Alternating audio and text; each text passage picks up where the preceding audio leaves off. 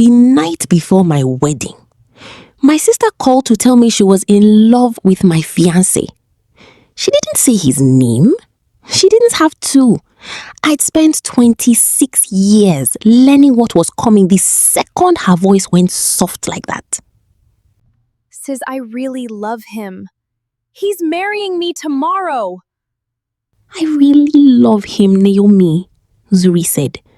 I think this is it for me. I almost laughed. Almost. Because this wasn't new. This was just the loudest version of something she'd been doing since we were kids.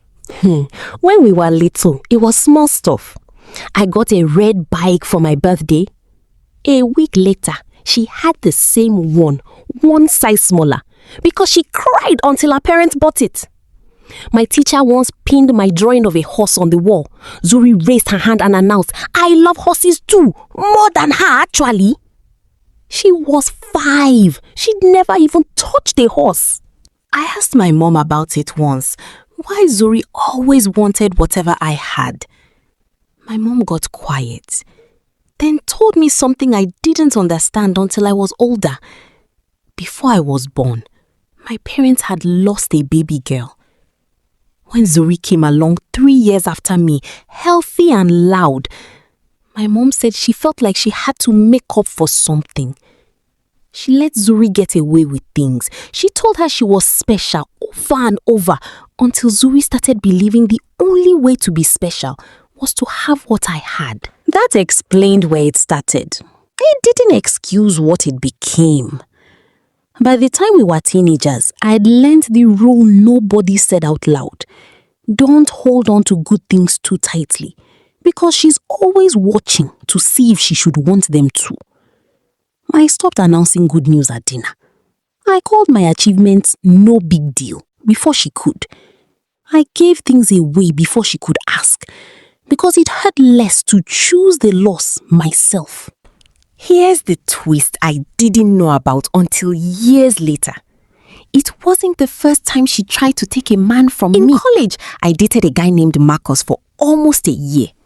He broke up with me out of nowhere, said he needed space. I was devastated. 2 years later, a mutual friend let it slip almost by accident. Zuri had been texting Marcus the whole time we dated, telling him I talked about him behind his back, telling him things I never said. By the time he broke up with me, he wasn't choosing space.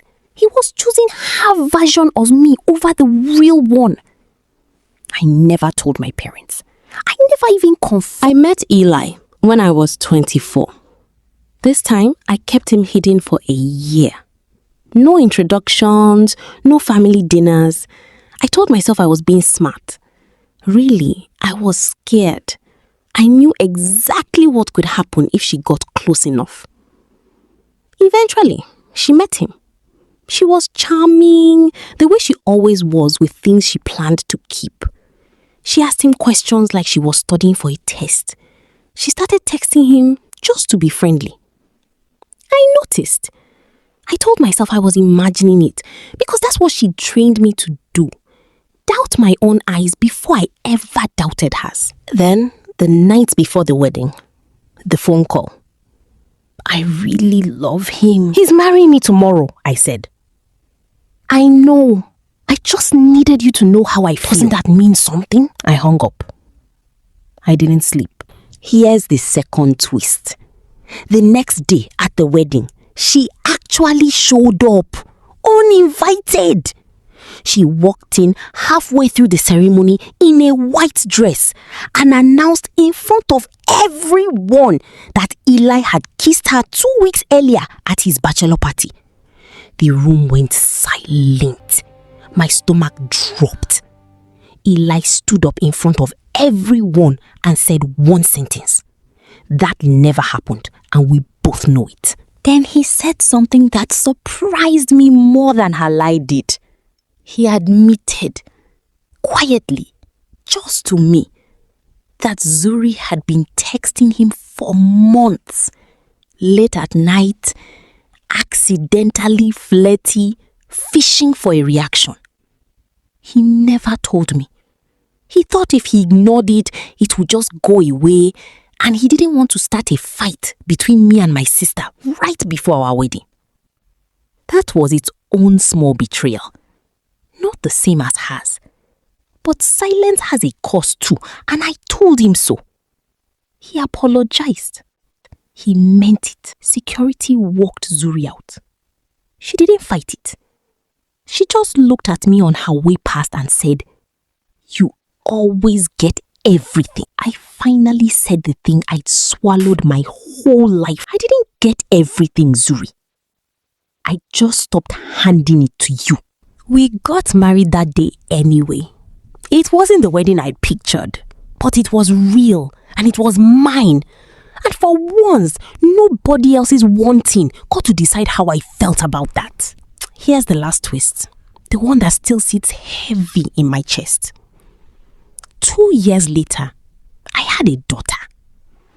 Zuri showed up at the hospital, uninvited, again, crying that she had always wanted to be a mom first, that it wasn't fair, that everyone always got to her before she got to herself. I looked at my mother, standing in the doorway, and I finally understood. This wasn't just about it. It was a pattern passed down like an heirloom nobody asked for. A habit of measuring your worth by what you can take from the person standing next to you. I made a choice in that hospital room. I held my daughter and decided the pattern stops with me. Not with anger, just with distance and honesty, and the refusal to keep shrinking so someone else could feel bigger. If someone in your life only seems to want what's already yours, your job, your friends, your relationship, your joy, that's not love. And it was never about you specifically. It's about a hunger that nothing you give away will ever actually fill. You don't have to keep feeding it. You're allowed to keep the good things. You're allowed to let them stay yours.